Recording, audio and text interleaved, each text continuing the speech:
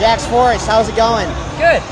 Yeah, tough tournament, but I love wrestling, and that's not going to change from one match or one tournament. So I'm just gonna, enjoy the rest of my time here and just get better now.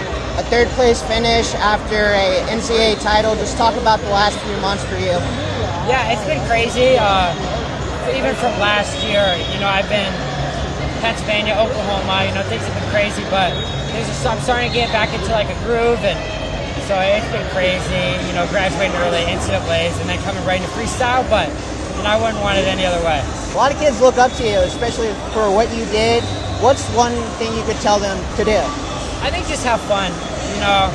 Wrestling is a really hard sport, and it's really hard, and it just it's crazy. And so if you can just have fun through it and just enjoy it, losing sucks. I hate losing more than anybody, but I'm looking at it as I get another chance to prove myself in 3 weeks, and I'm gonna have fun and get better through the process.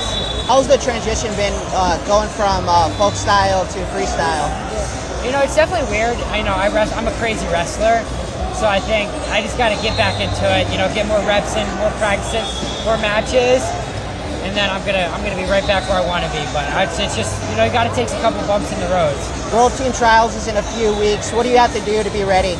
I think just continuing to keep getting the reps in. Like I said, just getting more comfortable, realizing like who I am, how I want to wrestle, and just trusting my coaches, trusting myself. And then, if it happens, let's go. Final X. But if it doesn't happen, then that's what God's plan is for me, and I'm just going to keep going forward. Last question. Talk about your support system and any special shout-outs you want to give. Yeah, I have the best coaches. I have the best guys.